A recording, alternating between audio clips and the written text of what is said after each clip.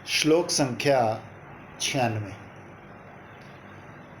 यमुना तटवर्ती कुंज मंदिर में श्री कृष्ण योगेंद्र की तरह जिसकी पद ज्योति का ध्यान करते हुए प्रेम अश्रुपूर्ण देह से जिसका सदा जप करते हैं और किसी अनिर्वचनीय अद्भुत उल्लासप्रद रति रस आनंद से सम्मोहित होते हैं, वही परा विद्या स्वरूप अक्षर द्वय राधा मेरे हृदय में सदा स्फुरित।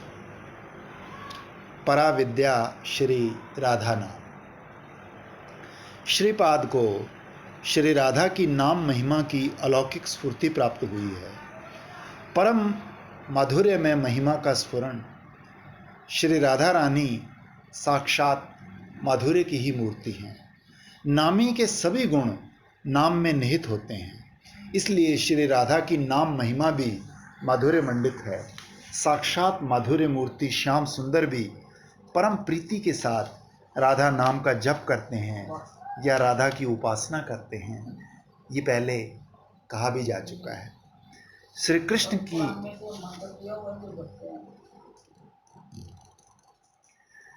कृष्ण की राधा उपासना का श्रेष्ठतम उद्दीपन में स्थान है यमुना तटवर्ती निर्जन कुंज कुटीर। वहाँ वे योगेंद्र की तरह प्रेम पुलकित चित्त से श्री राधा की पद नख ज्योति का ध्यान करते करते प्रेम अश्रुपूर्ण नेत्रों से राधा नाम जपते हैं और अद्भुत रति रसानंद से सम्मोहित हो जाते हैं।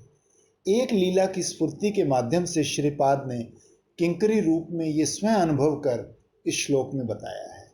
पिछले श्लोक में साधक आवेश में मधुर राधा नाम का महिमा कीर्तन कर श्रीपाद का चित्त मानांद रस में डगमगा उठा था।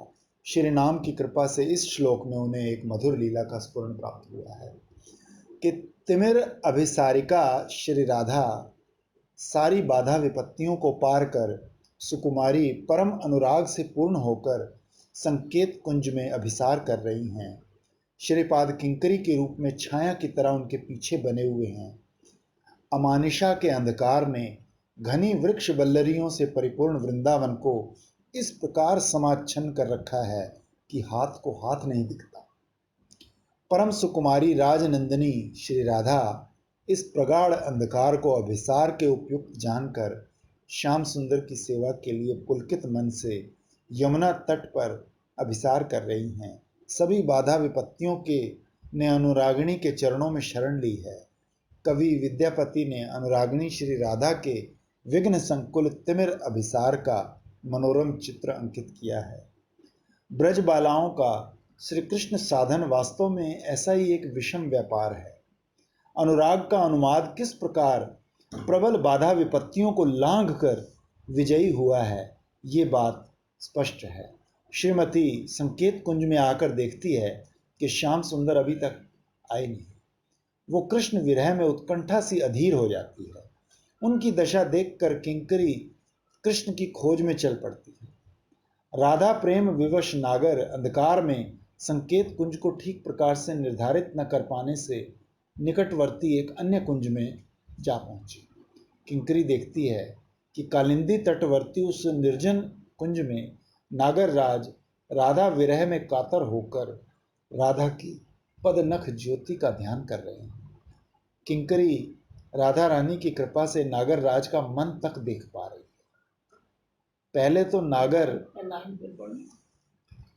किंकरी राधा रानी की कृपा से नागर राज का मन तक देख पा रही है।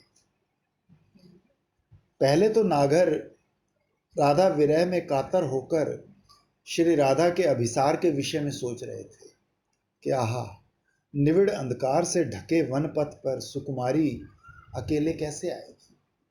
फिर श्रीमती की पद नख ज्योति की बात उनके मन में आई। सोच रहे हैं कि उनकी पद नख ज्योति ही सूर्य किरण की तरह उनका पथ आलोकित करके यहाँ ले आएगी। प्रेममयी की पद नख ज्योति के स्मृति पथ पर उदित होते ही रसराज का चित्त उस ज्योति के माधुरी रस में मग्न हो गया। वो योगेंद्र की तरह ध्यानस्थ हो उठे।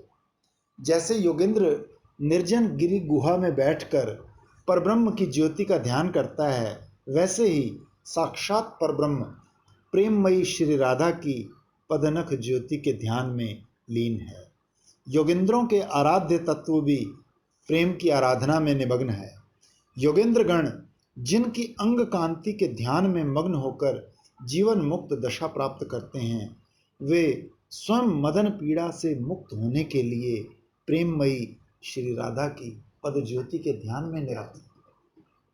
जैसे योगेंद्र की हृदय गुहा ब्रह्म ज्योति की छटा से उद्भासित हो जाती है, वैसे ही ब्रह्म की घनीभूत प्रतिमा श्री श्याम सुंदर की हृदय गुहा श्री राधा की पदनख ज्योति से समालोकित। योगेंद्र की ब्रह्म ज्योति निर्गुण निराकार है, किंतु परब्रह्म की आराध्य ज्योति सगुण सविग्रह है। एक एक लाइन इतनी सही। उनके अनंत मधुर नाम रूप गुण और लीलाएं हैं, तभी तो हृदय में पद ज्योति के ध्यान के साथ साथ वो मुख से मधुमेह राधा नाम जप रहे हैं। नाम आनंद में श्री अंग पुलकित हैं, नैनों से प्रेम अश्रुओं की स्निग्ध धार प्रवाहित है।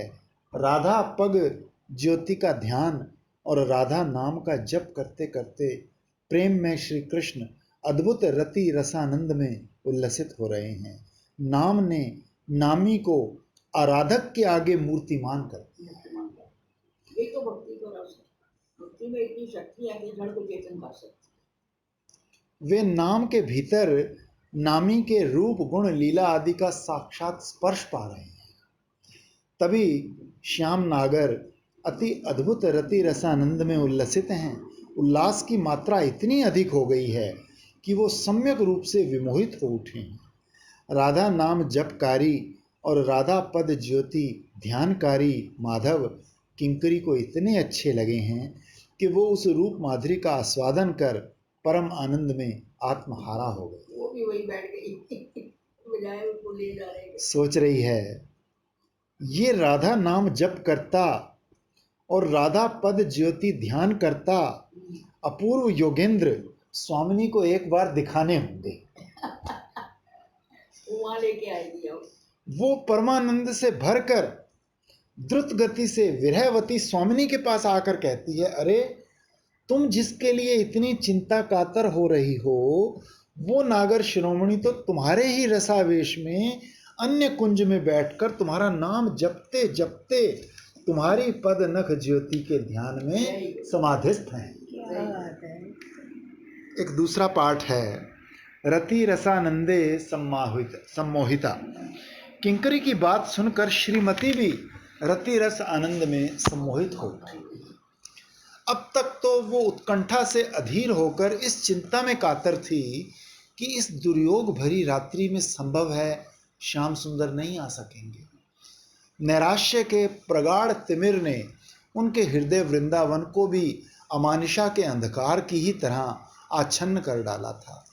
जैसे ही प्रिय किंकरी के मुख से उन्हें ये सूचना प्राप्त हुई कि उन्हीं के नाम जप और पद ज्योति ध्यान परायण परम अनुकूल नायक निकटवर्ती कुंज में ही बैठे हैं, तो तैसे ही श्रीमती अद्भुत रति रस आनंद में सम्मोहित हो। क्या नाम की निराशा की किरण थी, पता नहीं आ पाएंगे कि ना आ पाएंगे, अंधकार था। अब सुनते कि वो मेरा नाम जप गई, प्रकाशमान हो रहे हैं, तो उसको भी आनंद आता। अर्थात वे महिमा एक तरह से कितनी वे अखंड मादन रस के उपचार द्वारा श्याम सुंदर की जिस सेवा की लालसा से अनुराग से भरकर प्राणांतक बाधाओं को भी सुख कर मानकर कुंज में आई है, उसी आकांक्षित सेवा का सुयोग आ पहुंचा। ये जानकर वो अनिर्वचनीय आनंद रस में निमग्न हो गई। किंकरी मधुर मधुर कृष्ण कथा कहकर स्वामिनी को प्रकृतिस्थ कर उस कुंज में नागर के निकट ले आई है। श्रीमती देख रही है, नागर ध्यानस्थ है, श्रीमुख पर राधा नाम का अमृत प्रवाह है। देखकर वो परमानंद में डूब गई। मन भरकर आराधक की माधुरी का आस्वादन कर वो रति रस आनंद में पुलकित हो रही है। किंकरी मधुर स्वर में कहती है, हे योगीराज, आंखें खोल कर देखो, योगी राज तुम्हारी साधना का धन सामने सामने आ समागत। गया। तुम्हारे श्री मुख से जपे गए महाशक्तिशाली राधा नाम ने नामी को आकर्षित कर तुम्हारे आगे मूर्त कर दिया है। साधना का फल भोग कर धन्य हो। तुम्हारे ध्यान ध्येय श्री चरण सम्मुख उपस्थित हैं। उनकी ज्योति माधुरी का प्रत्यक्ष आस्वादन कर अपने नेत्र सार्थक करो। किंकरी के प्रबोध वाक्य सुनकर योगेंद्र धीरे धीरे अपने नेत्र खोलकर अपने ध्यान देवता को आगे देखकर अद्भुत रति रसानंद में उल्लसित हो गए। किंकरी ने युगल मिलन की माधुरी का आस्वादन किया। स्फूर्ति में विराम आ गया तो साधक दशा में श्रीपाद बड़े दैन्य के साथ प्रार्थना करते हैं, पराविद्या स्वरूप राधा वर्णद्वय मेरे हृदय में स्फुरित हों। विद्यते सर्व कामाप्ति तस्मात् विद्या परामता, अर्थात जिसमें सर्व अभिष्ट सिद्धि विद्यमान है उसे पराविद्या कहते हैं। किंकरी को स्फूर्ति में साक्षात राधा नाम की सर्व सिद्धि प्रदायनी शक्ति का अनुभव प्राप्त हुआ है। श्याम सुंदर ने राधा नाम जप के प्रभाव से अपने चिराकांक्षित ध्यान देवता को प्राप्त किया है। राधा दास से ही किंकरी की पराभीष्ट संपदा है। श्रीपाद स्फूर्ति में विराम आने पर दैन्य की अतिशयता के कारण अपने को अति अयोग्य मान रहे हैं। तभी श्री राधा नाम की अति आश्चर्यजनक शक्ति की बात मन में आती है। तो पराविद्या राधा नाम से ही उनके पराभीष्ट राधा दास्य की सिद्धि होगी। जो लोग राधा राधा कीर्तन करते हैं, जो लोग राधा की पूजा करते हैं, राधा नाम जपते हैं और राधा नाम में ही जिनकी निष्ठा है, वे सभी महाभाग्यवान व्यक्ति वृंदावन में राधा का सहचरित्व प्राप्त करते हैं। सहचरित्व प्राप्त करते हैं। गोपी भाव के उपासक श्री राधा रानी के नाम कीर्तन के प्रभाव से राधा सहचरित्व प्राप्त किया करते हैं। अन्य अन्य भक्त भी श्री राधा नाम की महिमा से अशेष कल्याण लाभ करते हैं। अर्थात राधा नाम के रकार उच्चारण से जीव श्री कृष्ण चरण कमलों में निश्चल भक्ति प्राप्त कर सर्ववांछित सदानंदमय एवं सर्व सिद्धिदाता गोविंद चरणों में दास्य लाभ कर धन्य होते हैं और धकार उच्चारण से श्री हरि के समान ऐश्वर्य और सारूप्य प्राप्त कर उनके साथ अनंत काल तक वास करते हैं। फिर आकार उच्चारण से जीव की तेजो राशि में वृद्धि होती है और श्री हरि की तरह दान शक्ति, योग शक्ति एवं योगमति तथा निरंतर हरि स्मृति प्राप्त होती है। श्रीपाद कहते हैं, वही पराविद्या स्वरूप राधा वर्णद्वय मेरे हृदय में स्फुरित।